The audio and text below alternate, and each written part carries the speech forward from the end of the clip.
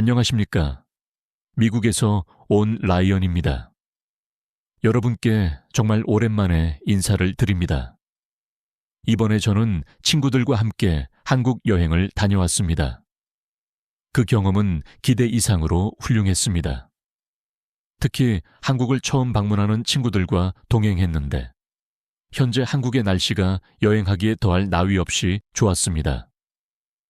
이번 한국 방문 중 명동교자를 찾았는데 그곳에 김치가 워낙 맛있어서 미국으로 돌아오자마자 그 맛과 똑같은 김치를 찾기 위해 백방으로 노력 중입니다. 그 김치는 마늘을 넉넉하게 사용하여 만든 것이라고 전해 들었기에 만약 동일한 김치를 찾지 못한다면 마늘을 많이 첨가하여 직접 만들어 볼 생각입니다. 이번 방문을 통해 다시 한번 느낀 점은 한국이라는 나라는 매번 빠르게 변화하며 항상 새롭다는 것입니다. 특히 최근 K-POP 디먼스 열풍으로 인해 미국에서 한국으로 여행을 오는 이들이 폭발적으로 증가하고 있으며 서울에 거주하시는 분들은 최근 서울 거리에서 미국인 관광객들을 자주 목격하실 것이라 생각됩니다. 오늘 제가 다루고자 하는 핵심 주제는 바로 이것입니다.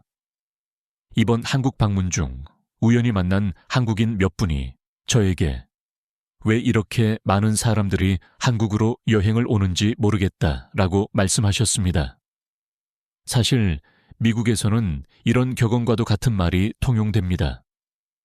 한국을 한 번도 가보지 않은 사람은 있을지언정 한국을 단 한 번만 가본 사람은 없다. 네, 이는 사실입니다. 한국은 한번 경험한 이들에게 깊고 좋은 인상을 남기기에 재방문하는 경우가 매우 흔합니다. 저 역시 이번에 한국을 처음 방문한 친구 마이클과 함께 했는데 마이클은 귀국하자마자 바로 다음 겨울에 한국을 다시 방문할 항공편을 검색하고 있습니다. 그렇다면 도대체 사람들이 한국에 다시 가게 되는 이유는 무엇일까요? 여러 가지 이유가 있겠지만 가장 중요한 첫 번째는 단연 음식입니다. 최근 미국에서 폭발적인 인기를 얻고 있는 음식이 있는데 바로 헐스 헤어스의 영향으로 김밥이 다시금 큰 인기를 끌고 있습니다. 보통 미국에서 한국 음식이라고 하면 떡볶이나 김밥 정도가 널리 알려져 있습니다. 하지만 한국을 직접 여행하여 현지에서 접하는 음식들은 확실히 다릅니다. 특히 미국에서 판매되는 트레이더스 김밥이나 떡볶이는 어느 정도 미국인의 입맛에 맞게 변형된 것들이 많습니다. 그러나 한국 현지에서는 그 오리지널의 맛을 경험할 수 있다는 점이 큰 매력입니다. 제 입맛에 완전히 매료되었던 음식 중 하나는 바로 순두부찌개입니다. 이 음식은 그야말로 미각을 사로잡는 마법과도 같았습니다. 순두부찌개에는 고기도 듬뿍 들어가는데 이 설명을 하는 순간에도 군침이 고일 정도입니다. 한국 음식은 생각만 해도 침샘을 자극합니다. 아무튼 서울에는 이 순두부찌개를 기가 막히게 잘하는 식당이 있습니다. 광고처럼 들릴까봐 식당 이름은 밝히지 않겠지만 한국을 처음 방문하는 미국인 친구가 있을 때마다 반드시 그곳으로 데려갑니다. 모두 그 맛에 완전히 빠져들어 격렬한 반응을 보입니다. 영어로 CP라고 하면 한 모금 마신다는 뜻인데 때로는 은어처럼 비속어로도 사용되지만 여기서는 순수한 의미로 사용된 단어입니다. 아무튼 그 첫 한입 퍼스트 sip의 순두부찌개를 맛보는 순간 모두 눈이 휘둥그레집니다. 저는 이 순두부찌개가 맛없다고 말하는 미국인을 단 한 번도 본 적이 없습니다. 추후 K-POP 디먼스 시즌2가 제작된다면 이 순두부찌개만큼은 꼭 소개되었으면 좋겠습니다. 이 음식이 미국에 제대로 알려지면 미국인들은 열광할 것입니다. 제가 방문하는 순두부찌개 식당은 밥 위에 계란 프라이를 올려주는데 순두부찌개 한 입을 맛보고 계란 프라이를 올린 밥을 딱 먹으면 이것이 바로 내가 한국에 온 이유다 라는 강력한 확신을 느낄 수 있습니다. 아, 그리고 요즘 미국에서 또 다른 이슈가 되고 있는 음식이 바로 잡채입니다. 사실 잡채는 생각보다 미국에서 인지도가 낮았고 진입 장벽이 높은 음식이었습니다. 입안에서 탱글거리는 식감을 미국인들이 그리 선호하지 않았기 때문입니다. 하지만 최근 미국의 유명인들이 입에서 탱글거리는 식감을 지닌 음료를 유행시키면서 이러한 식감이 점차 트렌드가 되었고, 미국에는 이러한 식감을 활용한 새로운 음식들이 끊임없이 출시되고 있습니다. 이러한 식감을 활용하여 사업을 구상하는 사람들이 예전부터 이런 음식이 있었는지 찾아보았고, 그 결과 바로 이 탱글거리는 식감에 오래된 한국 음식인 잡채가 재조명받게 된 것입니다. 그 덕분에 요즘 미국에서 잡채가 점점 더 유명해지고 있습니다. 잡채에 들어가는 버섯 역시 저는 즐겨 먹는데 처음에는 신기한 맛이지만 계속 먹게 되는 중독성이 있습니다. 제 예측으로는 1년 안에 미국에서 잡채 열풍으로 유명세를 타는 유튜버들이 다수 등장할 것입니다. 이미 미국에서 잡채를 검색하면 관련 영상들이 많이 나오는 것을 확인할 수 있습니다. 한국 여행이 매력적인 또 다른 이유는 바로 이것입니다. 많은 이들이 한국 드라마에서 보았던 장소들을 직접 찾아가 사진을 찍습니다. 최근에는 K-POP 디먼스의 영향으로 남산타워가 다시 한번 유명세를 얻었습니다. 저 역시 이번에 한국을 처음 방문하는 친구 마이클 덕분에 남산타워에 다시 방문했습니다. 미국인들이 크게 놀라는 부분 중 하나는 사실 미국에는 산이 그리 많지 않다는 점입니다.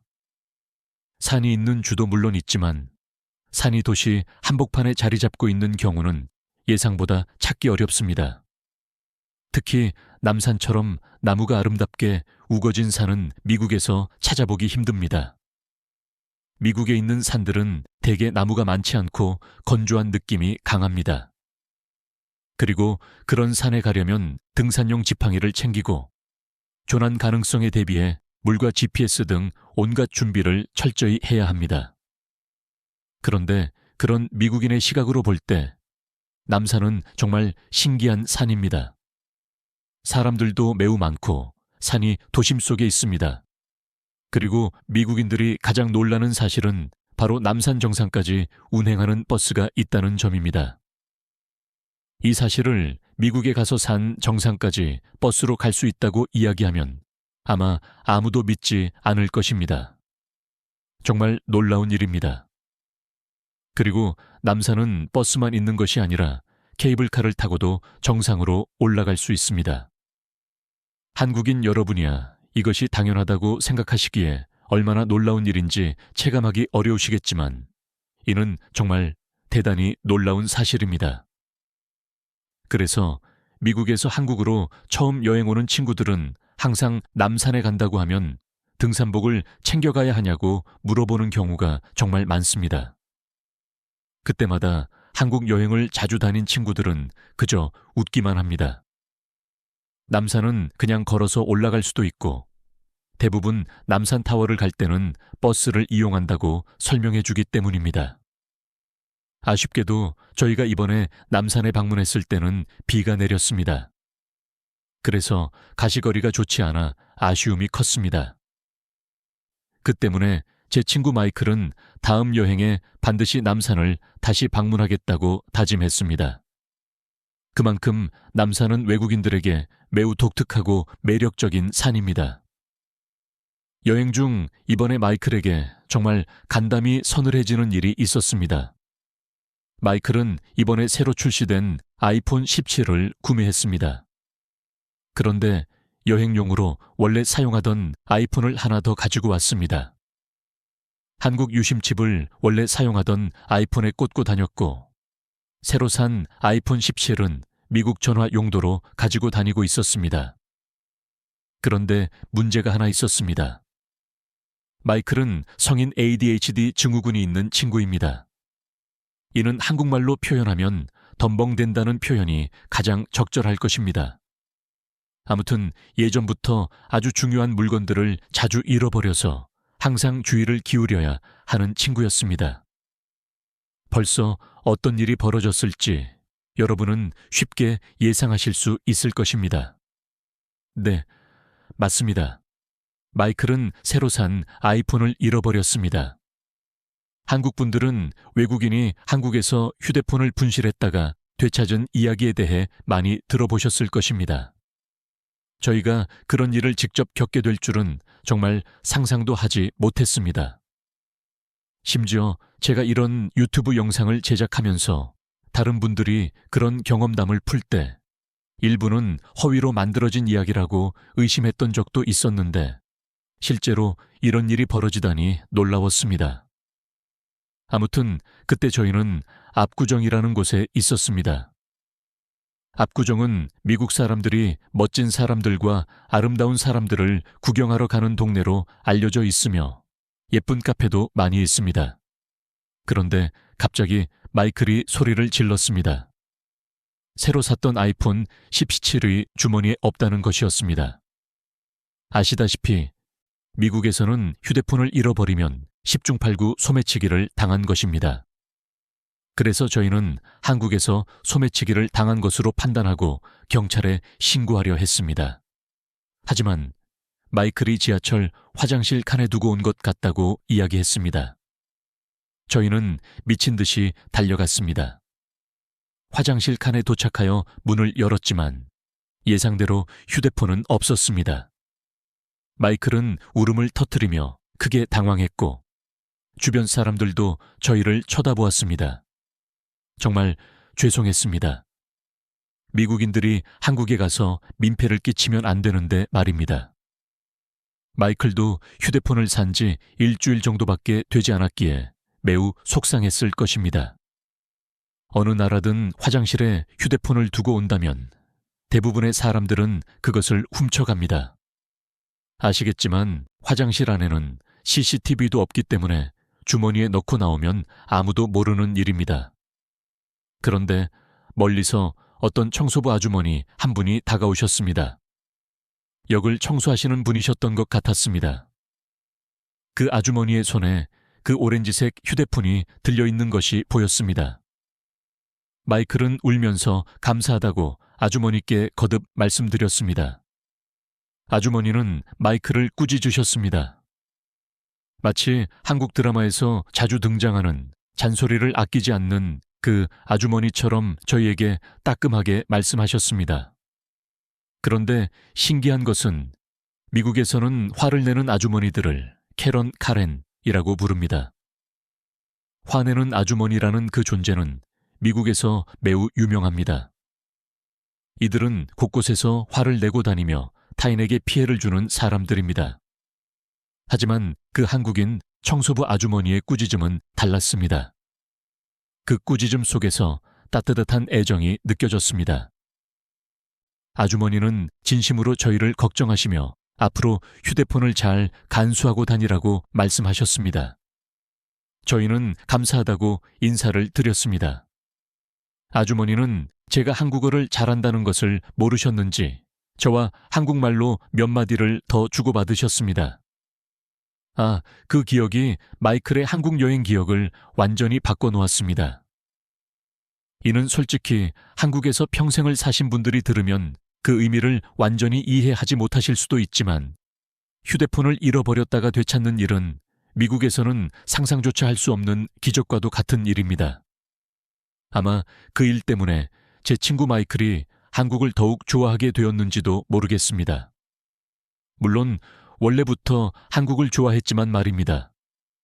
전 세계적으로 길거리에 5만 원짜리 지폐를 떨어뜨려 놓고 누가 가져가나 안 가져가나 실험하는 영상들이 많이 있습니다. 그런데 전 세계에서 길에 떨어진 지폐를 가져가지 않는 나라는 딱 두 곳이 있었습니다. 바로 일본과 한국입니다. 미국에서는 돈을 떨어뜨리기가 무섭게 누군가 가져갑니다. 브라질 같은 나라는 지폐가 바닥에 떨어지기도 전에 누가 잡아서 챙긴다는 과장된 표현을 쓰기도 할 정도입니다. 아무튼 그 정도로 한국에서 휴대폰을 다시 찾게 된 것은 기적과 다름없습니다. 사실 오늘은 영상을 제작하지 않으려고 했습니다. 하지만 제가 한 달 가까이 영상을 올리지 않으니 많은 분들이 걱정해 주시더군요. 네, 저는 사실 한국을 다녀왔습니다. 다음 영상에서는 한국에서 찍은 사진 몇 장을 여러분께 보여드리겠습니다. 제가 미국에서 하는 일이 있는데 이제 바빴던 일들이 모두 마무리되었습니다. 바빠서 영상을 만들지 못했지만 앞으로는 여러분들과 소통도 활발히 하면서 영상도 꾸준히 제작하도록 노력하겠습니다. 영상을 만들지 않다 보니 한국어 실력이 많이 떨어진 듯한 느낌이 들어서 이럴 때일수록 영상을 더욱 열심히 만들면서 한국어 공부도 게을리하지 않아야겠습니다. 그럼 오늘도 시청해 주셔서 감사합니다. 라이언 드림. 여러분은 한국을 방문했을 때 가장 인상 깊었던 순간이 언제였나요? 혹은 저처럼 한국에서 겪었던 재미있거나 감동적인 에피소드가 있다면 댓글로 공유해 주세요. 좋아요와 구독, 알림 설정은 다음 영상을 제작하는데 큰 힘이 됩니다. 다음 주에도 흥미진진한 이야기로 찾아뵙겠습니다.